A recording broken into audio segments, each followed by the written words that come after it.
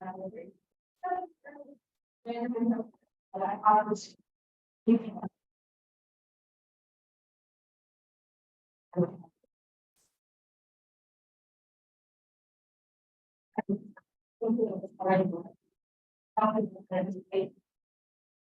ahead and try clicking on the link again. Yeah, forget it. Oh, I see. Eat that or turn off the mic. Go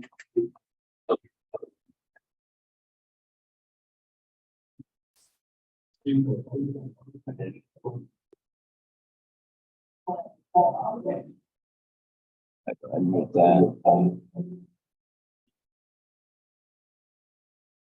I think maybe. Oh.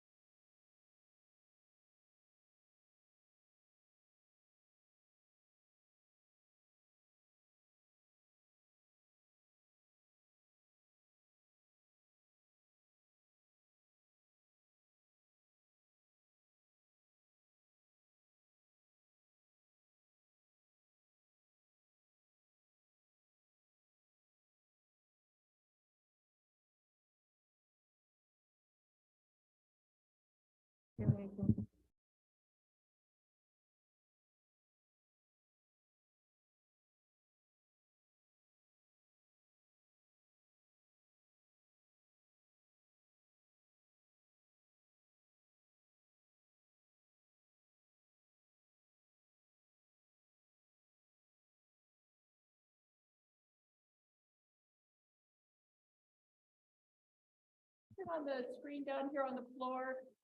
Yeah.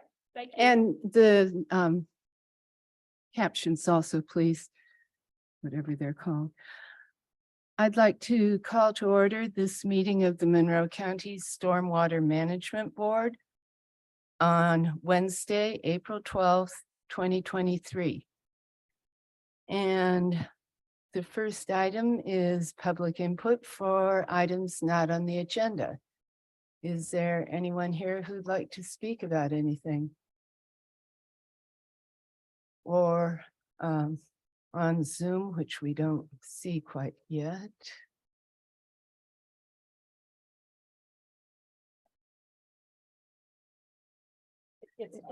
Press the button there. There. Screen. I just wanted to ask about the agenda because I looked online and didn't find one. Oh, Not there. there was a link to it in the email. But No packet online.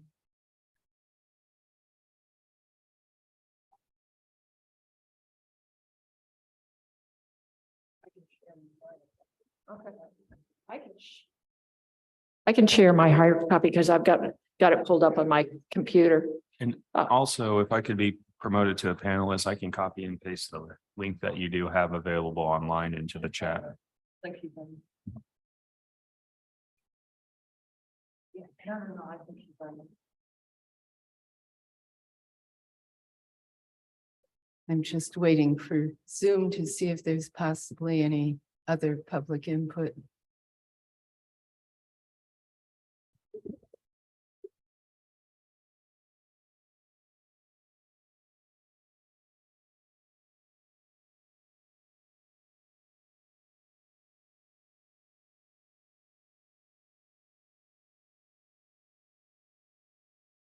And could I please see attendees?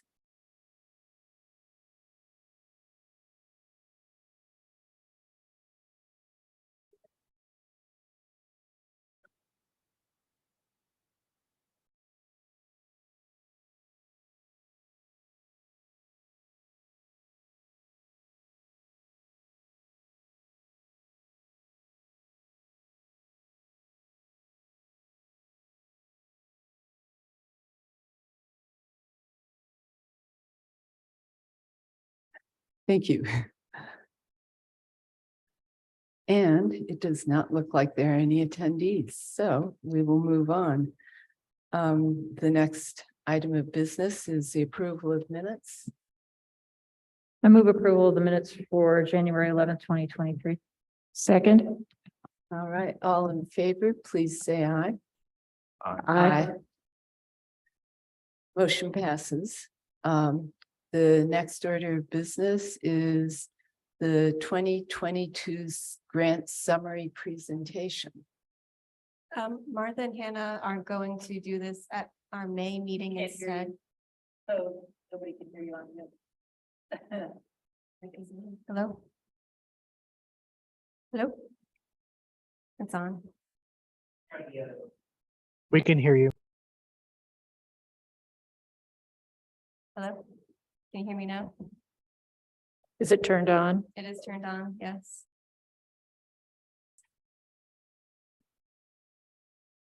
Well, we can see you on captions, so they can hear you on Zoom. Okay.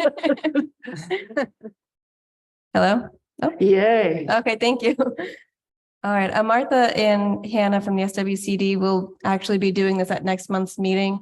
We figured that out this morning, so I apologize for the miscommunication there, but they'll be doing more regular updates for you on our grants program with them. So you can expect them in May. So we'll skip that one today. Okay, thank you. And the next thing is the MS4 co-permitting memorandum of agreement with Ivy Tech Community College, Bloomington. Ms. Zetonia, do you have any? Yes, so we have a co-permitting agreement with Ivy Tech Community College in Bloomington. They're located within the county jurisdiction, but they also have their own MS4 permit. So it is very common for some of these smaller MS4s, such as a local community college or other town, to co-permit with a larger MS4 entity. So we have a very large MS4 program in the county. It makes sense for us to co-permit with them so that we can help provide them with guidance, work together on certain educational activities, and just really benefit each other by having this agreement in place. For example, when Ivy Tech's MS4 program was audited in 2021, Connie and I were there with them during the audit and helping them through that process. So. All right, thank you. Are there any questions for Ms. Zetonia? I went back and looked and I didn't see really any difference between this and the previous permit. So Yeah. co-permit agreement. Okay, Mhm. thank you. I really only changed I got rid of the old Rule 13 language and updated it with the new MS4 general permit and from the state. Thank you. Okay. Any other questions? So Tony and I have already talked about this. The officers need to be changed on some of this, I think, but That always happens a bit around the beginning of the year. yes. So, so do we need a motion? Yes, I'll make a motion if we're ready. yes. I'd motion to approve the MS4 co-permitting memorandum of agreement with Ivy Tech Community College, Bloomington, with the caveat of updating the signature line to represent the current stormwater president. A second. Thank you. We have a motion and a second for the MS4 co-permitting memorandum of agreement with Ivy Tech Community College, Bloomington. All in favor, please say. Public comment? Oh, I'm sorry. Is there any public comment on this? Yes, I know. And there's still no one on Zoom, so I'll assume there isn't. Everyone in favor, would you please say aye? Aye. Aye. Motion carries. And our next item of business is the Friends of Lake Monroe concerning the Community Action Initiative funding request. Hi, I'm Maggie Sullivan with Friends of Lake Monroe. We are submitting a funding request to expand our Community Action Initiative next year. This is continuing some work we started last year, primarily focused on septic education in Monroe County. We're doing a number of other projects as well in 2024, including a green fishing campaign. We're working on some youth education and a few other initiatives, but we are specifically asking for $13,000 to help with doing a voucher program where we would assist homeowners with pumping their septic tanks, since that's an important way of making sure they're maintained and they're not leaking into our streams and lake. I'm happy to answer any questions. Thank you. Are there any questions for Ms. Sullivan? Yes. Tron. It goes in line with your request today, but you are offering some assistance to get septic tanks inspected and maybe even flushed. Would you be able just to give us like a cursory update of how that went and maybe how many different homes or septics were looked at? So we did this program last year and we contacted about 3,000 households. We heard from about 100 of them who were interested, and ultimately it was 78 who took advantage of the program. There were a handful of others who either had trouble getting their septic tank pumped in the window we were requesting it, or one or two said they'd had it pumped, but they didn't have an invoice to show me. So we know the word got out there. We had a lot of really positive feedback. There were another handful of people who said, hey, I appreciate the reminder. I don't need the money, but we're glad you're doing this work. Thank you so much. Good, very nice. Any other questions? Yes, Julie? Yeah, so we've approved some ARPA funding for the same kind of work, but not just focused around Lake Monroe. So I would love to have a conversation with you. Maybe after the next meeting that we have, we could chat about that. Yeah, I would love to hear more. I was not Great. aware. I know we talked about that being a possibility. Great, thank you. And I think there's also legislation going through right now at the state level about regional watersheds. And so I don't know what kind of funding or anything might come along with that, but I know that it's at least some things are being looked at. I have a question that's not totally about this. Do you do anything along the same lines for farmers that have herds of cattle or herds of anything in the watershed? Sure. So another project we're doing right now is a cost share program. We received another 319 grant through the Indiana Department of Environmental Management. And this is a 2.5-year project that's primarily focused on farmers. So it's cost share up to 75% reimbursement for a number of soil and water conservation practices.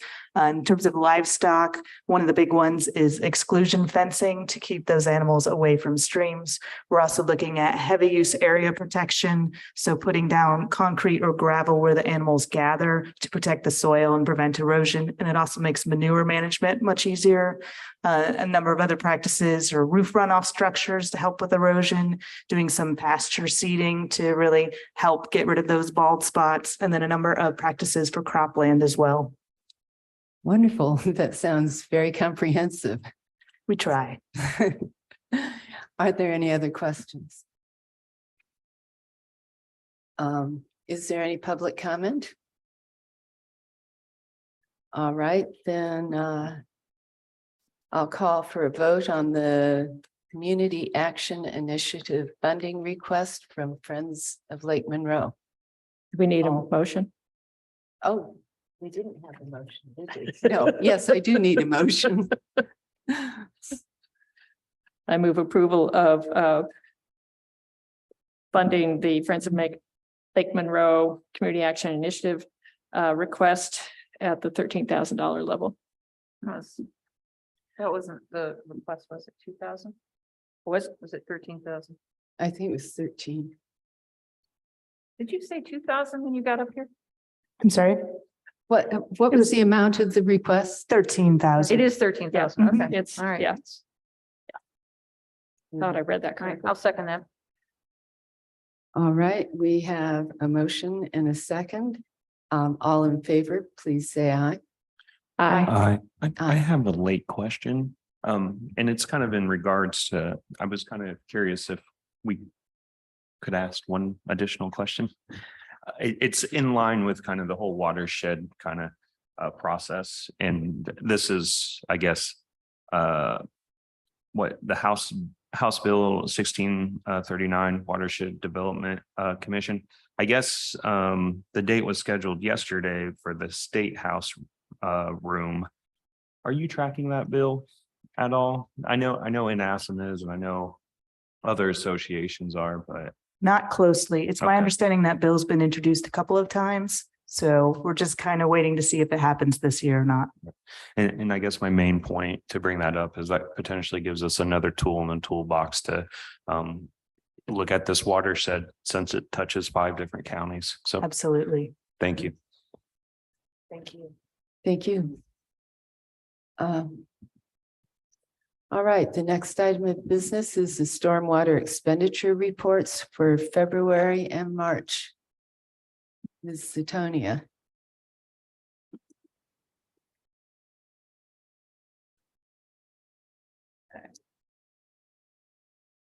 Sorry for all the scrolling. Here we go. I actually have January, February, and March in front of us. So Lynette and I have been working on redoing these financial reports for you. The previous reports weren't really capturing any encumbrances, adjustments, or transfers that we were doing within the budget lines throughout the year. So we're hoping that this top section with the blue, green, and orange lines is an overview of what happened in our 1197 budget for that month.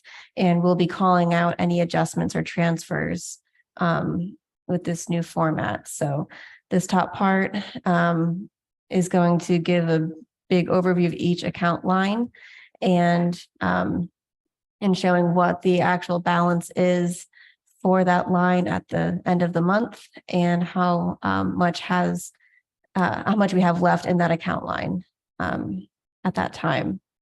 So it's a little bit of a change, but I welcome your feedback on these reports if you want to see something different. And then if you go down to the next block under the gray lines is more detail. So if you have a question on, say, something that you see up top in the 20s or the 30s, you can go down and see when that check date happened and what the details of that expenditure was. It is simplified. We are simplifying it more because this isn't every single invoice we receive. We kind of group them together. If there are similar things being purchased, say, we have several invoices from Rogers Group for clean fill and stone and things like that. We're trying to group things together to make it easier to read, but it should give you a little bit more detail and really tell a truer story about the state of the accounts based on what transfers we're doing throughout the year. So that's my initial introduction to this.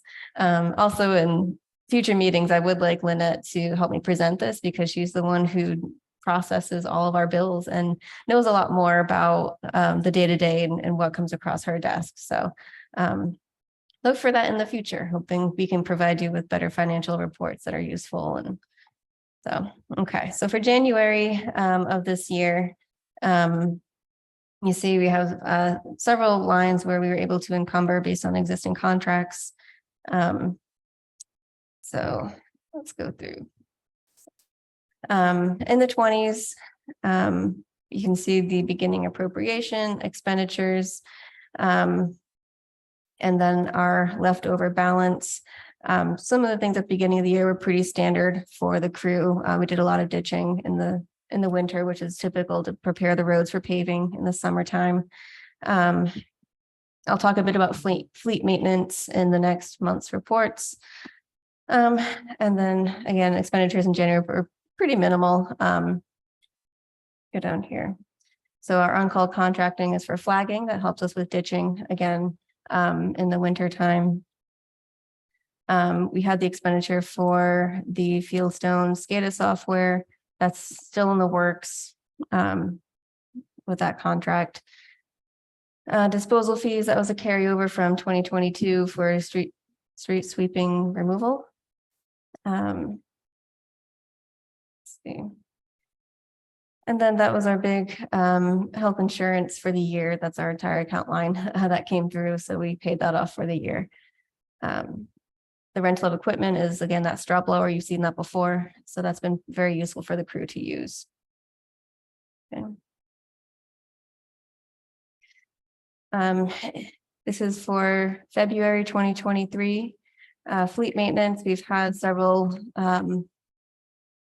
things happen. One of them being some issues with our grade all. Right now it is up in Indianapolis being fixed. It's gone up there several times over the past couple of months trying to troubleshoot an issue. The grade all right now, we were told it might be gone for the next 5 months. I have a glimmer of hope that they might be able to get a part and we'll get it in a few weeks. If it is going to be gone for that long, I'm going to look at renting something. So most of the fleet maintenance budget has gone towards the grade all so far. We also had some minor repairs on one of our pickup trucks as well. So let's see. What else do I want to say? For professional fees, you're going to see some drainage plan reviews from Chris Roeberg Engineering. Site plan reviews are picking up again this time of year. So I've had Carrie Daly, Chris Roeberg Engineering review quite a few site plans. The Drainage Board has reviewed most of those as well for design standards. But just to let you know that you'll be seeing some of those. Okay. That is really it for this. The Stip Road, Morse Creek Road, $1,000 was for the easement documents with the Corps of Engineers. So once we get that moving along, we hope to clear trees this fall. Right, and here's March. Again, the fleet maintenance bill was again pretty high. I'm gonna keep an eye on this since we're only quarter way through the year and we've used half of our fleet maintenance budget. So just to let you know that you probably expect me to look for some additional funds for that line probably by the summertime. Let's see. In public education participation, we were able to pay out the funding to the SWCD for their grants program that was approved at our January Stormwater Board meeting. And yeah, we have a few upcoming trainings that we've paid for. So we have our MS4 annual meeting in May every year. So as of right now, just Adam and Lynette will be going to that. Let's see, we all attended the Indiana Lakes Management Society conference that was here in Bloomington. So it was a nice, easy training opportunity that was local. So that was really a great event. And I attended road school as well, which was, it was my first time going to road school. So it was a great opportunity to cross-train for myself. Okay, does anyone have any questions on January, February, or March expenditures? No. Okay.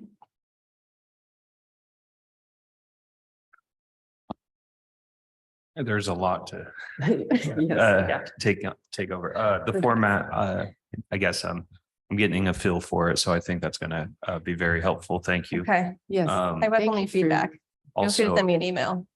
if you think Lynette would be good at providing those type of updates, I'm in support of that too. Yeah. And I guess finally, the educational opportunities and taking advantage of them. I do like to see that. So that was great. Mhm. And we actually ended up in one of the same sessions, and I got to see Kelsey ask, more of a right of way group of folks about how they coordinate with their stormwater, and it was cool. So I enjoyed that.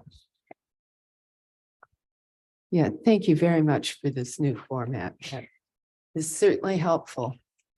And our next order of business is staff reports. First, Adam Rickard. Yeah, so Adam is going to do our MS4 annual report. That was submitted to the Indiana Department of Environmental Management on April 1st. That's the deadline every single year. So as you know, we had a document signed where the three commissioners are not required to sign that report every year. I can sign it, but we're still going to give you an overview of what was in the report, and you will be required to sign our renewal, a permit renewal every 5 years. So I know things are a little bit different this year, but that's just some background on what's happened. So.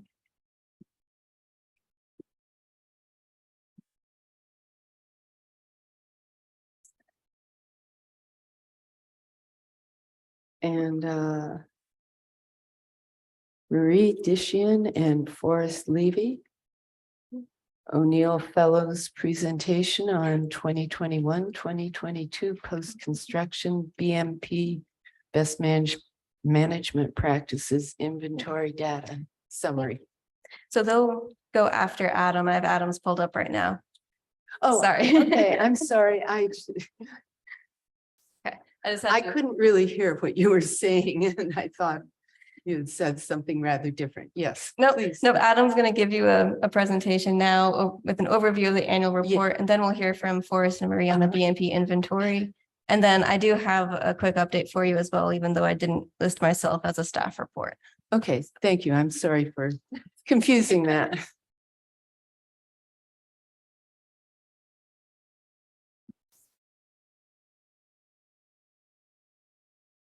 Okay, thank you, everyone. I'm going to provide the 2022 annual report highlights. I'll go through each one of the MCMs 1 through 6. So let's see, there we go. Okay, so I should. Okay. Yeah, this is, okay, so for the 2022 stormwater utility operations, we made a concerted effort to increase the amount of requests that we were closing out for the year. And so, for example, we had 286 requests that we actually completed 323. So we had around 113% closure rate for the year. And Lynette Murphy was able to build a cartograph report that showed this, that especially for the older ones that were had been open for 25 to 36 months, we had about 4% closed in 2022, and then some older than or greater than 36 months, we had about 5% of those. So the most common type of drainage request is just to improve the ditching. We're making a berm. And then cleaning culvert was about 19%. And then investigation of a drainage issue was about 16%. So from there, we're moving on to the public education and outreach portion. We produced 1,000 copies of the 2023 calendar, Partners for Protecting Our Water Supply, and those are distributed at the fair and other locations. And then as part of the stormwater education for retail gas stations, I visited, there's only 14 retail gas stations in the MS4 jurisdiction. And with the potential for spills happening more frequently, they might be smaller spills, but spills of gasoline, we wanted to have the operators understand where their stormwater infrastructure is and to ensure that they're prepared in case they had a small spill, that they had sufficient cleanup supplies and they had a mechanism within their company to resolve that as quickly as possible. And then Marie and Forrest, you'll be hearing from them shortly. They created all our Facebook and Instagram posts, or most of them, I should say. But one of the posts was an Instagram post on a rat-tailed maggot. And maybe Marie and Forrest can tell a little bit about this, but it was really phenomenal as far as the number of views. It was about 16,000 views on that video alone on Instagram. So that's very interesting. So, and then during the gas station at stormwater educational visits, this is another example of a poster that Forrest and Marie worked on, that we gave this to them so that, you know, they have something to refer to in case from anything from fuel spills to, you know, just daily cleanup of their property. That with a retail gas station, you have a lot of traffic and a lot of potential for just trash and debris at that property. So, okay. And then as far as the minimum control measure 2, the public participation and involvement, last year we cleaned up Jackson Creek Park along with Monroe County Parks and Rec. So that we had about 12, we had 12 participants that cleaned litter and debris along Jackson Creek, and there was limited spraying of invasives by licensed applicators as well. So here in a couple of weeks, we hope to do that for Clear Creek and try to get some members of the community to help out with that. So we're coordinating with the Parks Department to make sure we have a clear path of what areas that we're cleaning. And then minimum control measure 2, additional programs that we were involved with was Friends of Lake Monroe, Maggie, and this is, I just pulled this off their website. But that's the information that was provided during the virtual workshop. was extremely important, and there's a lot of good questions that were asked by the participants. There was 31 participants that attended the virtual training, and it went over basically maintaining a properly operating septic system, how a septic system works, the do's and don'ts, and also information on the extremely popular Friends of Lake Monroe septic maintenance cost share program. And that is important because you think about maybe a new homeowner that has moved into a property. They may have a fairly large family, and they may not have any experience with the septic system whatsoever. So they may not realize that, it's important not to do too much laundry, or you may not have the possibility to do laundry at your property at all because it wasn't really designed for a septic system at all. So I'm really glad that we can partner with Friends of Lake Monroe to provide that education to the residents that need that. So minimum control measure 3, illicit discharge detection and elimination. For 2022, I first worked with our interns to do the outfalls that we had already documented in our cartograph, our asset management system. So there were 69 of those, and then we moved on to areas that we were confident that there was outfalls, but this hadn't been mapped as of 2022. So we captured an additional 38 outfalls, and of those, I think there's 107 total outfalls. 76 were maintained by the highway department, and then there's 31 private outfalls. Would you explain what an outfall is to me? I'm sorry. Sure, absolutely.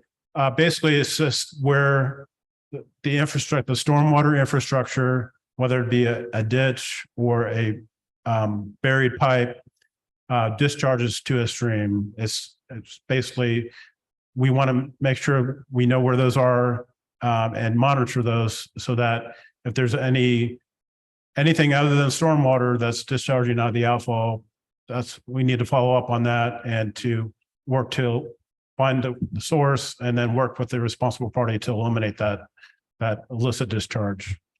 Thank you. Welcome. And then as part of minimum control measure 3, IDEM has a clean marina program where if you have a marina and the marina wishes to fulfill the steps of the clean marina program, they can offer that as a way to show the people that use the marina that they have met, the environmental standards that IDEM has set forth for marinas. So as part of that program, there's also the Clean Boater Pledge program, so that and basically anybody that has a boat that wishes to use water, they can. It's very similar to the Clean Marina program where they want you to use pump outs to be taken into consideration when you fill the engine with gasoline, that you're not spilling it, that they provide some equipment so that you're minimizing your impact when you're using your boat. So as part of that, we worked with with IDEM's Clean Marina program to develop these signs that will be posted at these 7 DNR boat ramps here in the next few weeks that will basically they'll be in the parking lot. So if somebody had a boat or they were interested in participating in this, they would walk up to the sign, scan the QR code, and that would take them to that site so they can get additional information. So I'm pretty excited about this because the nice thing about this is that we can track the participation rates, prior to the signs, and then after the signs are posted. And it sounds like IDEM is going to expand this throughout the state. So Monroe County will be the first county that will be posting these signs at Lake Monroe. So minimum control measure 4, construction site stormwater runoff. There is a fairly significant change in 2022 from the change from Rule 5 to the construction stormwater general permit. So Erica did a really good job of making sure that all the contractors were aware of the changes and what the requirements were for that. So she sent out emails with instructions on how to navigate that process. And then in relation to that, we had the contractors workshop which was had 41 participants at Ivy Tech and had some topics ranging from erosion and sediment control to the proposed changes to the Monroe County Technical Standards Manual and Drainage Design. Okay. Okay, and then as far as the emails that Erica sent out, that did, like I mentioned, that did present some challenges for the local contractors. Several of them required assistance just navigating the IDEM e-portal because it's technology and technology is sometimes hard to navigate. So Erica did a really nice job doing that. All right. Okay. And then for minimum control measure 4, we had 135 construction site inspections that were recorded in the MCM4 construction tracker. And the active site tracker is used to record permit information, stage of development, disturbed areas, whether it's in a critical watershed or not. And it assigns a inspection prioritization on a scale of 1 to 4. And then that data is then used to create maps so we can kind of keep track of this visually over time. So at the conclusion of 2022, we had 54 active construction sites and 25 that were terminated for a total of 93 permitted sites. Okay, and then this is just an example of the outreach to the contractors that Erica did. She put this nice fall reminder together with the changing of seasons that creates a hardship sometimes with the how to stabilize a property that's in development. And okay, minimum control measure 5, the post-construction stormwater runoff program. We had with the use of the Survey 123 app, we had 259 BMPs that were inspected, largely due to marine forest. Thank you. And then with that, we're able to keep track of maintenance needs to inflows and outflows, vegetation impacts, and basically provide a rating. Is that BMP being maintained in a good, fair, or poor manner? So that gives us a better sense of where we need to concentrate on based on the BMP type. Are there certain BMPs that might be rated poor, or overall, are they rated good? Are they being maintained well? So we can communicate that to the HOAs or the property owner that has those on their properties to like that from the maintenance needs are, X, Y, Z for that. Okay. And then along with that, we had the property owner was populated and we were able to keep track of the GPS coordinates for that. So that I should have probably pulled this up sooner, but this is just an example from their report that showed that of all the BMP types, 63% were reported as good, 20 fair, and 9% poor. And then the top 4 or the most observed BMP type were detention ponds, and then down through rain gardens. So once again, that just gives a better sense of what BMPs, how they're functioning over time. So, and then with the BMP tracker, we also are able to, see where the development is occurring, what township that might be happening in. Okay, and then this is the example of the a map that's produced from this. So we can keep track of them, whether they're in critical drainage areas. And as far as if there's maybe a cluster of poorly rated BMPs, that there might be something unique to that area that's causing that condition. So, okay. And then the last minimum control measure, 6, was the municipal operations, pollution prevention and housekeeping. So with that, it's important to do education for our employees that if there's a spill or if there's a practice that is leading to erosion or that we want to minimize our environmental impact, of course. So it's important for our employees to be trained. So they were provided with training for the highway garage, for example. They were given a pre-test and then a post-test to kind of gauge their how they retain that curriculum.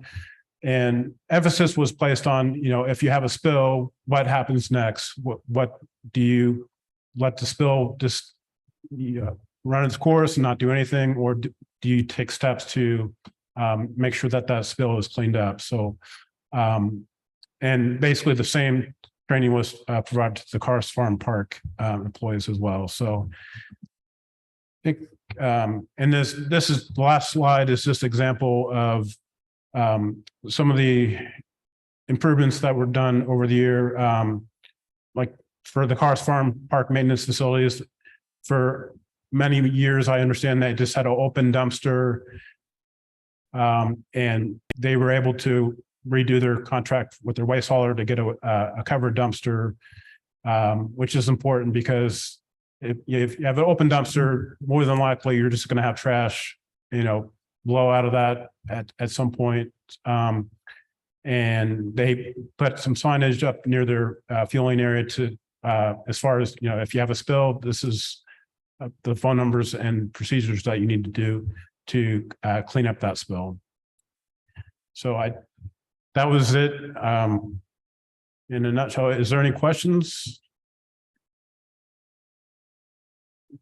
I have one.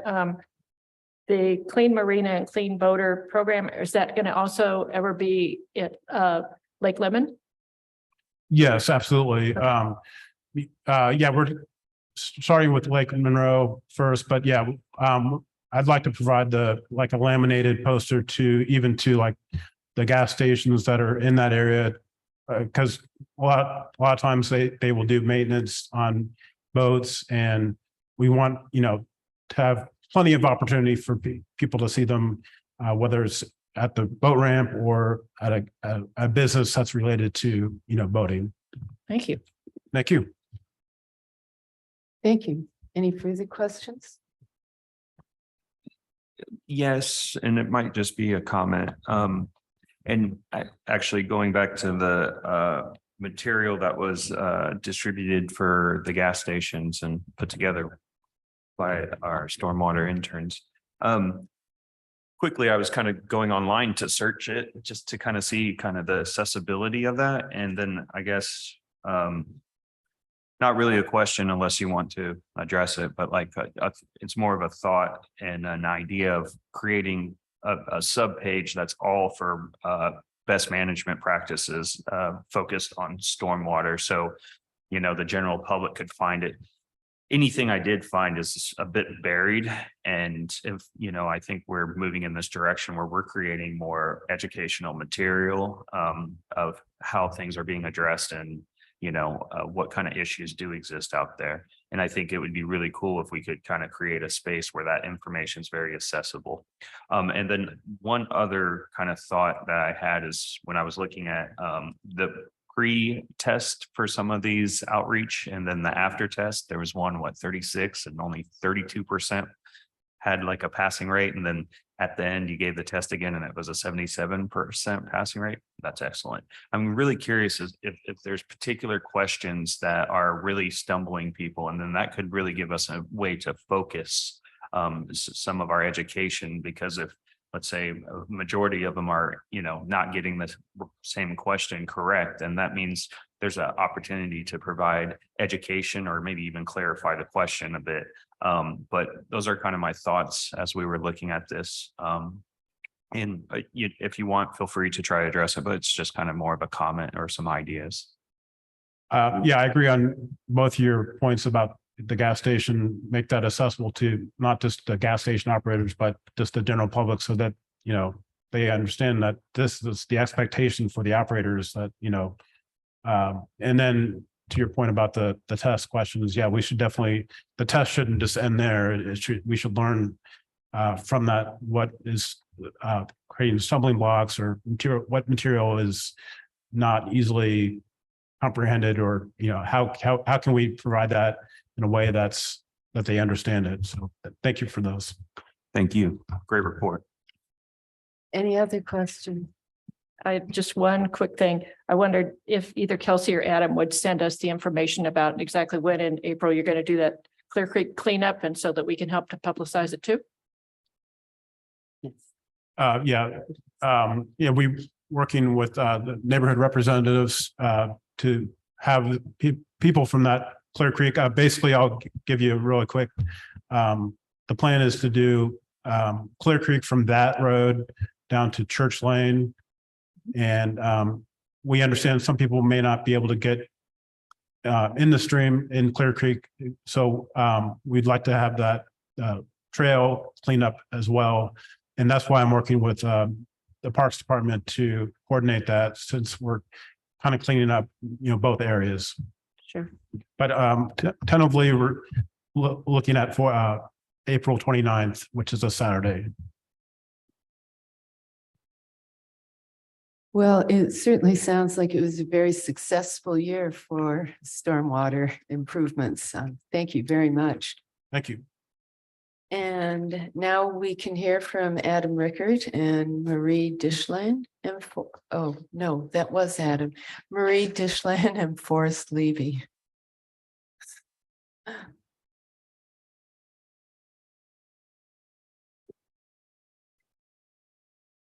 Go to the podium or come here. It's up to you. We're fine up here, if it works for Okay. you. I guess before we begin, a couple of introductions. I don't think I've had the privilege of speaking to the board as a whole before. So my name is Marie Dishian. I'm a second-year master's student at the O'Neill School, and this is my second year serving as a fellow for the Stormwater team. Hi again. My name's Forrest. I believe I spoke with you all 2 months ago. And like Marie, this is my second year working as a fellow with the Stormwater Board, and I will be here through next December, or I guess this December. Awesome. So we're going to be telling you about what work we've had the privilege of doing this semester. But a quick note, this is kind of an applied presentation. It's specifically about the stuff we've done regarding BMP inventorying. Inventorying, sorry, it's a difficult word. But we've also had the privilege of doing other tasks. About, I'd say, a year and a half ago, I set up our Instagram as a way to reach out to more of a younger demographic, because a lot of people are interested in conservation, but don't know exactly what stormwater is and how that plays into that role. So we've had a lot of success there. Like Adam mentioned, a post about macroinvertebrates got over 16,000 views. So we're getting a lot of support, a lot of education that way. And some other task force has worked on HOA education and other tasks. So, right. But this presentation is specifically about BMP inventorying. So Forrest, if you want to start off. Yes, so last year, the IDEM passed a new MS4 general permit requiring all MS4s in the state to inventory BMPs. So BMPs are anything that helps mitigate the negative impacts of stormwater, which includes detention ponds, retention ponds, vegetated swales, rain gardens, anything that can help mitigate the negative effects. So this MS4 general permit requires all privately owned BMPs to be inventoried every 5 years, as well as annual inventorying of MS4 owned BMPs. So Erica, Marie and I and the summer interns, we tracked all of the many BMPs throughout the county. We used available data. And when we heard about this new MS4 general permit, our internal goal was to reach 250 ponds or BMPs by the end of 2023. So our strategy to find these BMPs was we used aerial imagery, we used plat maps. When we were doing field work, such as checking out construction projects, and we saw BMPs, or just even driving, sometimes we'd say, oh, this is a BMP we haven't inventoried, and we brought our phones, our iPads, anything with the applications we were using to track these BMPs. We tried to go out on nice days. Nobody wants to spend time outside in 10-degree weather in January. So on nicer days, especially on Fridays, when Marie and I were both in, we would go out and say, our goal is to hit 5 BMPs this week. And we used Survey 123 and the iPad, the Stormwater Department just acquired, to collect the data. Survey 123 is the surveying app that GIS or Esri uses, which has been used to make our ArcGIS products or maps, excuse me. So the MS4 general permit requires us to inventory ponds and talk about how good they are. So some things we looked at in our survey was the BMP type, including detention ponds, retention ponds, vegetated swales, the location of these ponds, so the watershed, the which neighborhoods they were in, the owner of that, and just general maintenance required, which includes inflow, where the water flows into the pond, the outflow, if it flows out, the bottom of the pond where the water settles, the embankment, so the steepness of it, and any vegetation. So if there were any invasive species, any trees harming the embankment. And we gave it an overall rating using a good, fair, and poor scale.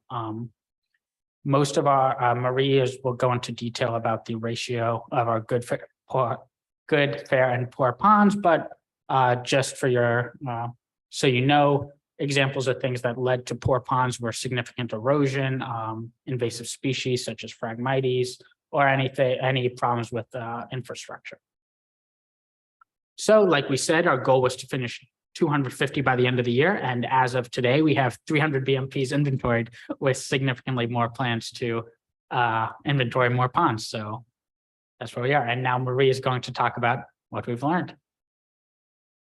Thanks, Forrest. So the exciting thing about having all that information is that now we can look at what the county, has, what is good, what is bad, what falls within those categories. If we collect all this data and don't know how to analyze it efficiently, then what good is it for? So I had the privilege of working on kind of an internal dashboard, which I used Excel to make. And it's essentially a one-sheet report, as you can see on the slideshow here, that gives any information you would like to know easily, quickly, and visually, appealing in nature for the stormwater team. So Kelsey, if you wouldn't mind. There's a lot of slides. So we're going to first focus on this column here that is mostly describing the BMP just data that we've collected. So thank you. So this first section focuses on inventorying. So it's really just kind of showing the data of what is out there, right? So you have how many BMPs by type there are, you have what percentage those account for. You also have a pie graph if it really stands out to see which share of BMPs is detention ponds, for example. And we also have a bar chart at the bottom that's showing that breakdown by county. So it's important to, again, remember that these are very spread out across the county. So if we want to have a day where we're focusing on different mitigation strategies for improving, say, detention ponds, maybe we'll focus on Perry, right? Or Richland, because there's the most right there. And that's what these graphs are telling us. So this next section underneath inventory is looking at ownership. So luckily, Survey 123 allows us to both track the location and the owner of the BMPs in most cases. And this is showing how many unique owners of BMPs there are in total. So a lot of detention ponds, really a lot of retention ponds and vegetated swales. But perhaps the most useful part of this section is, I don't know if you can read the button on the bottom there, but it it's a button that clicks you in the application to a list of the exact BMP owners. We're not going to show it here in case it's sensitive information, but that's a really useful part of that section. So moving on to the next column here is really looking at the quality of the BMPs that we have inventoried. So as you can see here, Adam gave us the specific numbers of what's good and fair and poor. Thank you, Adam, for that. But within the dashboard, you can really easily see, again, visually by BMP type, how many need help, how many are in really good shape, and maybe which ones are more needing help than others. So that bar graph again at the bottom helps us see that, again, detention ponds, of course, because that's the most significant BMP type we have, but we can see that most of those are good, which is good. So this section is really important. It's kind of understated, there's not much going on, but really critical to see kind of the status of our BMPs. And beneath that, within the dashboard is, I think, my favorite application. It's a list of which BMPs specifically by ID number need the most help. So you have a ranking system here. The top 20 BMPs are given a score based on how much maintenance they need. So I think Forrest touched on it. You know, there's 5 maintenance types. There's inflow, embankment, vegetation, bottom, and outflow. And this is coded in a way to say, okay, inventory ID 118 has all 5 of these maintenance requirements. This is one we really need to target. So again, just a really nice way to quickly and easily see which BMPs might need resources targeted quickly. And the last section of the dashboard, next slide, please. Sorry, there's a lot of slides. Thank you. It's focused on maintenance. So this one's a little bit more involved, but again, a really important thing to understand is what kind of maintenance is needed by BMP type. So the first graphic on top lets you see, you know, by detention pond, by retention pond, you know, is there more embankment maintenance needed? Is there more outflow maintenance needed? And again, this lets us very quickly see which resources we need to deploy and really prioritize our time and our you know, understanding of where in the county and what in the county needs help. So at the bottom there, the text is a little small, but you can see essentially the same information, but in, again, a very visually appealing way. And lastly, the dashboard goes through BMP characteristics. So it shows the BMP type again, you know, whether it's detention pond, retention ponds, and it again breaks down the actual characteristics of that BMP. So again, really granular information here at the end, but important to us understanding what we have, and again, what needs assistance, maybe what is in good shape. So this is an internally facing dashboard. I have a kind of if it works, a video showing how you can scroll through and really easily, you know, use this dashboard. You can filter everything by township. I don't know if I mentioned that, that bar at the top there, you can just have Perry show up. You can just have Bloomington show up. But again, it took all of that work Forrest and I did going out in the actual county and getting the information, and has made it usable. So we're really excited about that. And this was finished, oh gosh, maybe a week or 2 ago. So what we're really excited to do now, and what Forrest has taken lead on, is taking this kind of information and making it external. so that anybody in the county can come. The normal user doesn't need that much information. So what we're focused on next is building an Esri dashboard that, again, the average person can hopefully understand and manipulate. So, Boris, if you want to take this.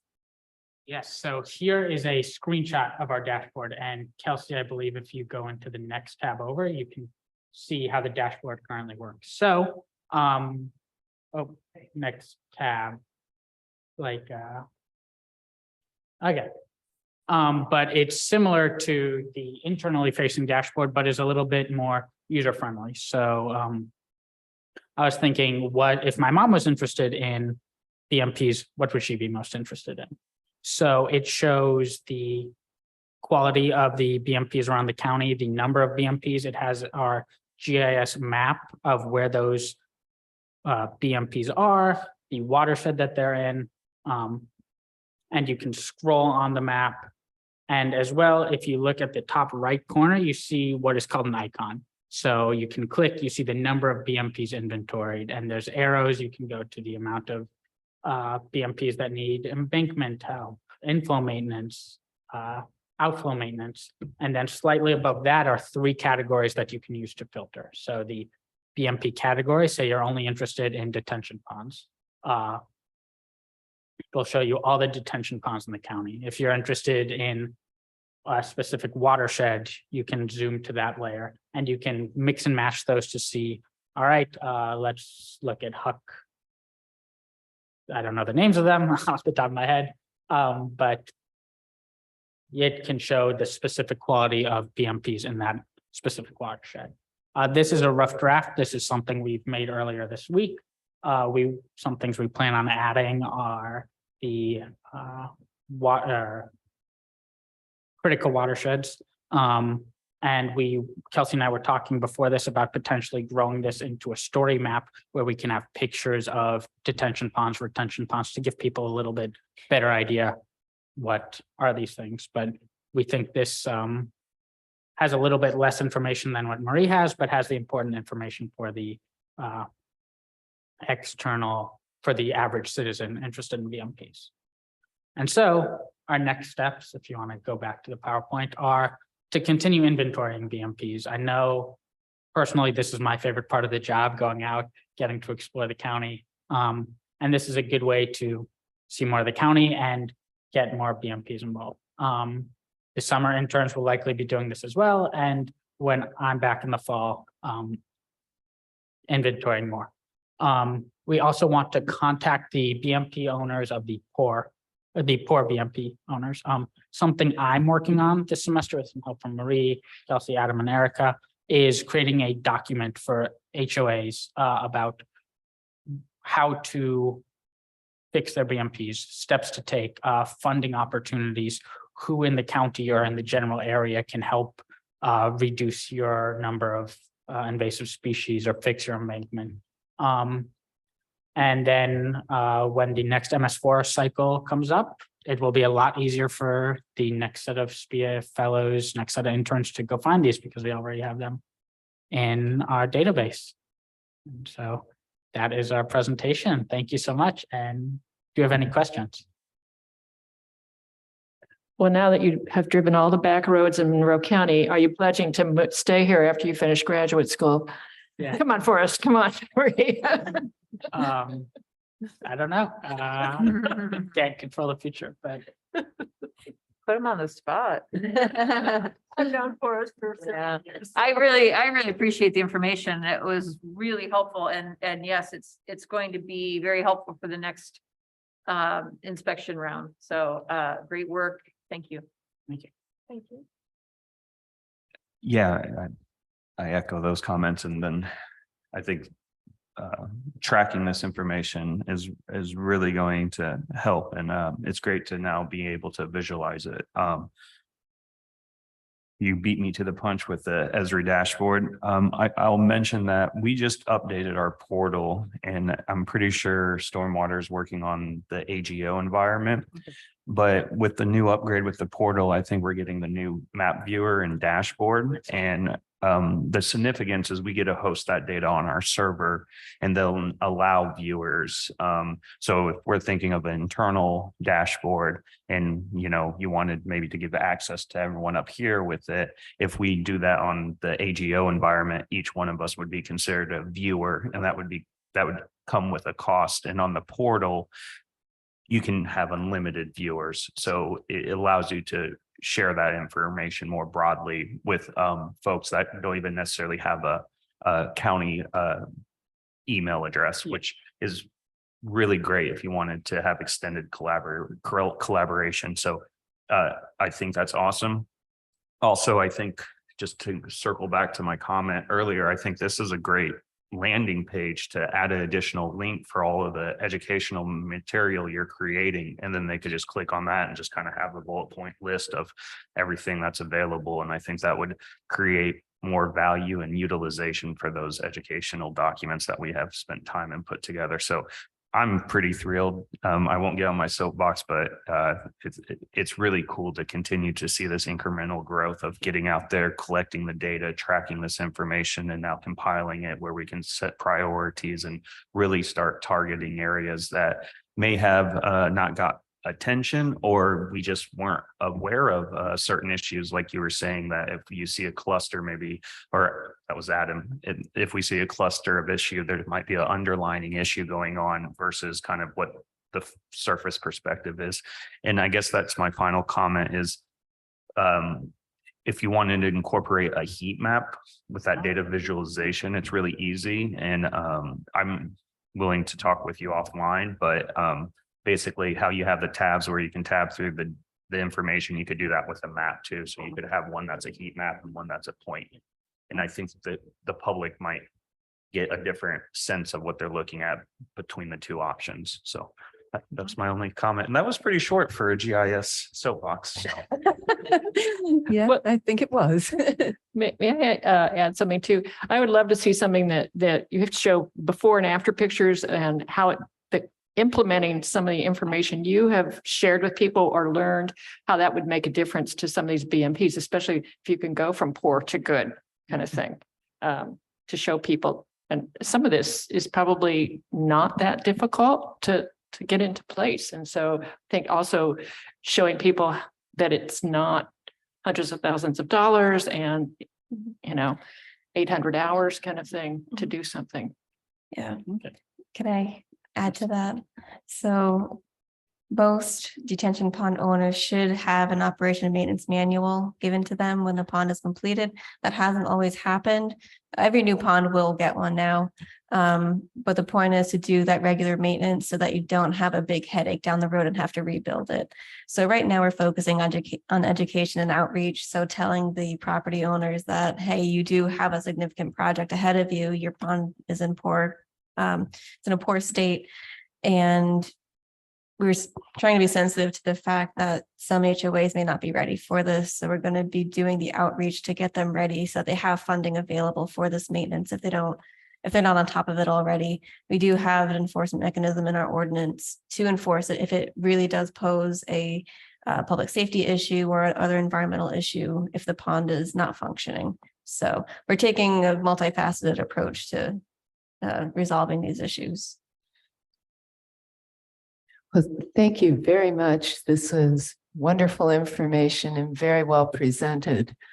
And we really appreciate all the work you've put into it. And with that, we've come to the end of our agenda. So I have one more. I'm so sorry. I'm sorry. I didn't put myself on the agenda, but I do have a quick something quick for you. Okay. So I'm going to share my screen again.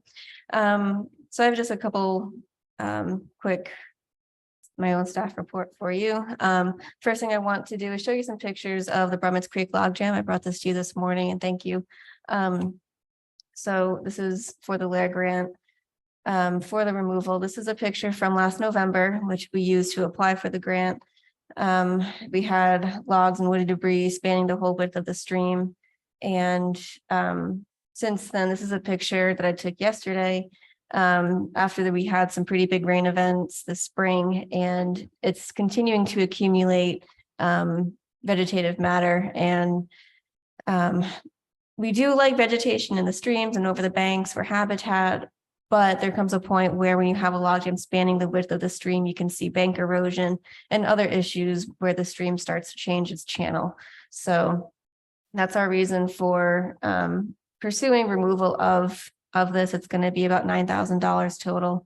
And so I just wanted to show you the pictures so you can visualize it. We have received, numerous complaints over the past few years from residents nearby that it does flood the road. And there are just several issues with this. So that's quick. There you go. I also have a couple of quick updates. Our MS4 program is going to be audited by the Indiana Department of Environmental Management. We set a date of August 8th. So they will be coming here, going through all of our files, making sure that we are doing what we need to do. We'll be spending our summer preparing for that. They'll be doing facility inspections, going out to the highway garage and Cars Farm Park to make sure that Adams inspections are proving that, we're actually doing the things we need to do. So that's an update on that. Also, Erica is officially on leave, so we are without our stormwater inspector for the next several months. She'll be returning hopefully in the summertime. So Adam and I will be taking on her workload. So, all right, that's all I have. Thank you all. One follow-up to your comment about the audit. Yeah. That's the one that item does, but DNR is the one that shows up, or I might have it crossed. Is that the audit that coincides with becoming a CRS community? No, that's No, not that's a related to different DNR. audit. Okay, so No. I had that. Yeah, Tammy, with the floodplain ordinance, she will get audited by DNR. IDEM oversees the MS4 and construction stormwater permitting, and so it's our MS4 program being audited. And my reason of bringing that up is if we want to consider potentially becoming a CRS community, it has to kind of be in line with that DNR audit. So this is a different audit I'm Yes. referring to. So thanks for the clarification. But it would be nice to keep that on our radar too, because I think with the way we're tracking this information and the technology behind it, compiling that information to become a CRS community is going to be a lot easier. And one of the difficulties we've had with not getting that opportunity to become a CRS community is the lack of staff and someone becoming a CRS coordinator. So just want to put that on the radar. I think it's right around the corner that we'll be having that next audit. So. Thank you. And now we are adjourned. Great job.